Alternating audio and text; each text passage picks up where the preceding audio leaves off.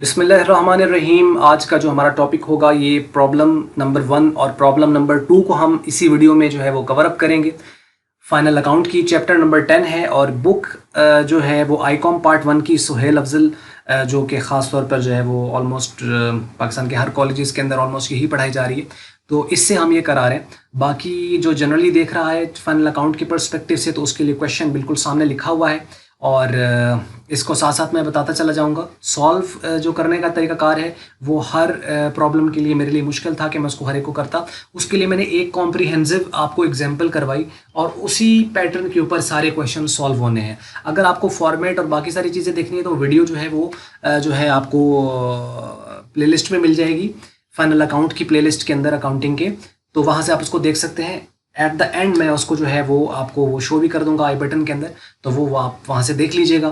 तो आइए हम इसको स्टार्ट करते हैं। प्रॉब्लम नंबर 1 जो है इसमें वो क्या बात कर रहा है, तो यहाँ वो कह रहा है कि अच्छा, इसमें एक चीज़ मैं बता दूं कि चूँकि यहाँ पे बुक वेरीज होती हैं, उसमें हो सकता है आपके पास अमाउंट्स में कहीं ना कहीं कुछ और आ रही हो, किसी के अमाउंट कुछ और आ रही हो, तो आपने इसको अंडरस्टैंड कर लेना है कि अच्छा ये तरीक़ार है। रकम इंपॉर्टेंट नहीं होगी, पास दफ़ा क्या करते हैं कि आइटम वही रहते हैं, लेकिन या मतलब यहाँ पे सेल्स रिटर्न दे रखा अगली बार नहीं देंगे, या इसकी यहाँ 1500 दे रखी 2500 कर देंगे, तो मतलब इससे कोई फ़र्क नहीं पड़ेगा। अगर आपके आइटम जो हैं उसमें आगे पीछे वो है कोई रकम के अंदर, तो उससे कोई नहीं है, आपने इसके कॉन्सेप्ट को अंडरस्टैंड कर लेना है।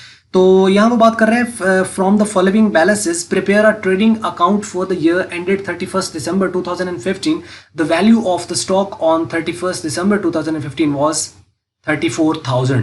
ये वैल्यू ऑफ द स्टॉक है और चूंकि ये स्टॉक एंड पर है तो इसका मतलब ये पता चला कि ये क्लोजिंग स्टॉक है। बाज़ दफ़ा वो नाम देते हैं क्लोजिंग स्टॉक, बाज़ दफ़ा हमें डेट से पता चल जाता है, और नॉर्मली जो क्लोजिंग स्टॉक होता है वो ट्रायल बैलेंस से बाहर ही दिया होता है, अंदर वो देगा, लेकिन ये है कि फिर उसके साथ या तो क्लोजिंग स्टॉक वो मेंशन करेगा या उसके साथ डेट मेंशन करेगा। तो उससे हमें यानी क्लोजिंग स्टॉक कैसे पता चलता है कि उसकी डेट से पता चलता है। ओपनिंग का कैसे पता चलता है, ओपनिंग जो है वो ट्रायल बैलेंस के अंदर दिया होता है, एक बात। और दूसरी बात ये होती है कि उसके साथ या तो ओपनिंग लिखा होगा या ओपनिंग की डेट होगी। यानी अगर ओपनिंग स्टॉक होगा तो जैसे यहाँ पे ओपनिंग स्टॉक लिखा है तो पता चल रहा है ओपनिंग स्टॉक है, और इसी पे अंदाज होता है कि ओपनिंग स्टॉक अगर ये है तो फिर ये क्लोजिंग स्टॉक है। ठीक है, तो इसलिए कंफ्यूजन ना हो कि ओपनिंग स्टॉक क्लोजिंग स्टॉक बाद अंदर देता बाहर देता तो क्या करना है। तो वो अलग बात है कि अगर आपका क्लोजिंग स्टॉक अंदर दिया गया है तो फिर उसको एक जगह जाना है, वो जाना है उसने बैलेंस शीट में करंट एसेट साइड पर। लेकिन अगर बाहर दिया तो फिर उसको दो जगह जाना होता है, एक वो ट्रेडिंग अकाउंट की क्रेडिट साइड पर जाएगा, दूसरा ये प्रॉफिट बैलेंस शीट में करंट एसेट साइड पर जाएगा। एक बात तो ये है। दूसरी बात ये है कि अगर वो ये ओपनिंग स्टॉक ना दिखता, यहाँ पे खाली स्टॉक लिख देता और फिर इसके साथ वो डेट देता, जैसे कि 1 जनवरी 2015, तो पता चल जाता कि 1 जनवरी का है तो मतलब ये स्टार्टिंग है। ठीक है, तो वो ओपनिंग हो जाता है 31 दिसंबर, यानी इसकी डेट बाद में आ रही है वो क्लोजिंग है, जिसकी डेट पहले आ रही है वो ओपनिंग है। तो इससे कोई ऐसा इशू नहीं होगा आपका। ठीक हो गया, तो ये बात आपको यहाँ तक समझ लगी होगी। तो अब आइए 1 बाय 1 आइटम को देखते चले जाते हैं। उसमें वो हमें उसने कहा है कि सिर्फ आपको प्रिपेयर करना है ट्रेडिंग अकाउंट, सिर्फ ट्रेडिंग अकाउंट बनाना है इसके अंदर इस डेट के ऊपर। ठीक है, तो अब इसमें हमें फॉर्मेट पता है कि सबसे पहले बिजनेस का नाम आएगा, फिर उसके बाद जो है उसका स्टेटमेंट का नाम आएगा, फिर उसमें जो उसकी डेट है फॉर द ईयर वो आएगी। बिजनेस का नाम यहाँ पे उसने दिया नहीं हुआ तो हम खाली लिख देंगे बिजनेस नेम और आगे लाइन लगा देंगे, और उसके बाद ट्रेडिंग अकाउंट लिखेंगे और फिर उसके नीचे फिर हम for the year ended 31 December 2015, और उसके बाद यहाँ पे डिटेल्स और ये अमाउंट, डिटेल्स और अमाउंट, डेबिट साइड इस तरफ एक्सपेंस और इस तरफ आपके रेवेन्यूज आते जाएंगे। तो इसमें देखें परचेजेस है तो ये ट्रेडिंग अकाउंट की डेबिट साइड पे जाएगा, ओपनिंग स्टॉक है ट्रेडिंग अकाउंट की डेबिट साइड पे जाएगा, सेल्स है ट्रेडिंग अकाउंट की क्रेडिट साइड पे जाएगा, सेल्स रिटर्न इस सेल्स में से लेस हो जाएगा। जब लेस करना है तो क्रेडिट साइड पे आपने इसको रकम को यहाँ पे यानी लिखना है, और इसमें से इधर ही लेस करके जो फाइनल रकम आनी है उसको आपने यहाँ शिफ्ट करना है। यानी सेल्स 1 लाख की है तो सेल्स रिटर्न 1500 इसमें से लेस करके बाकी जो भी रकम आएगी वो आप इस तरफ यहाँ पे शिफ्ट कर देंगे। फाइनल रकम इन कॉलम्स में लिखनी है। उसके बाद ऑक्ट्रॉय ड्यूटी है तो ऑक्ट्रॉय ड्यूटी आपको पता है डायरेक्ट एक्सपेंस होता है, ट्रेडिंग अकाउंट की डेबिट साइड पे जाएगा।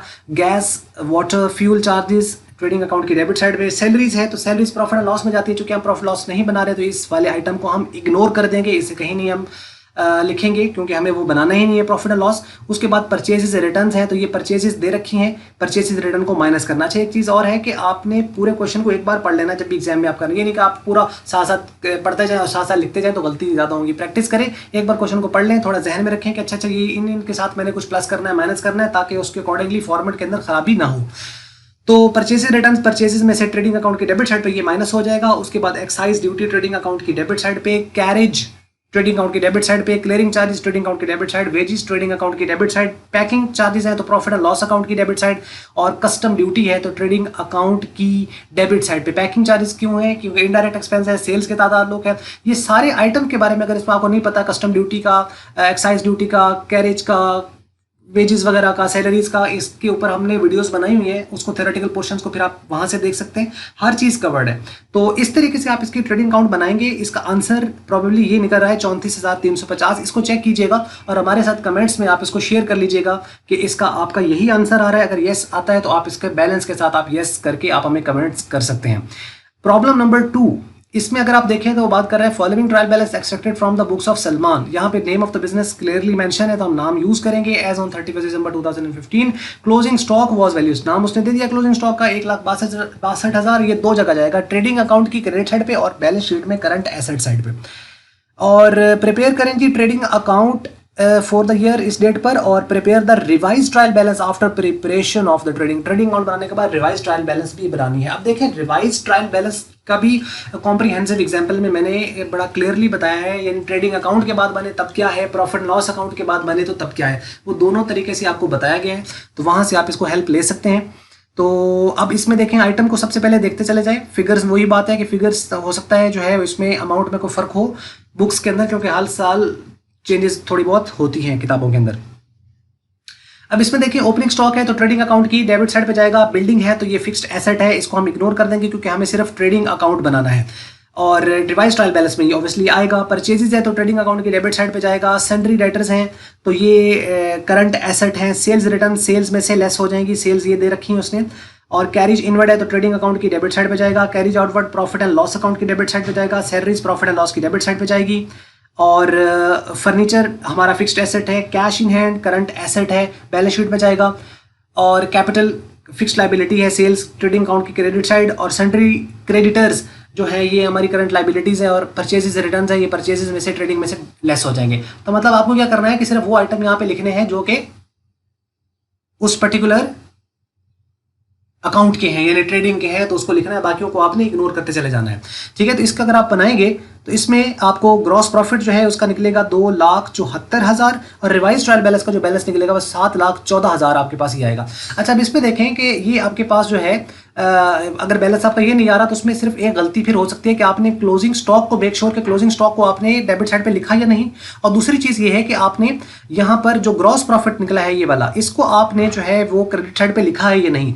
तो बाकी इस हवाले से जो है वो रिवाइज्ड का फॉर्मेट क्या है, बिल्कुल जैसे ये ट्रायल बैलेंस बनी इसी तरह बनानी है, सिर्फ ऊपर नाम जब हम लिखेंगे बिजनेस का नाम और उसके बाद रिवाइज ट्रायल बैलेंस लिखेंगे और फिर एज ऑन आएगी। ठीक है, तो इसके ये चीज आ जानी है। ले जी, ये थी वीडियो, और इसके हवाले से अगर आपको कोई हेल्प चाहिए तो ऊपर यहाँ पर आई बटन में यहाँ पे आपको वीडियो का लिंक मैं दे देता हूँ कॉम्प्रिहेंसिव का, उसको वहाँ से आप देख लीजिएगा, वहाँ से हेल्प रहेगी।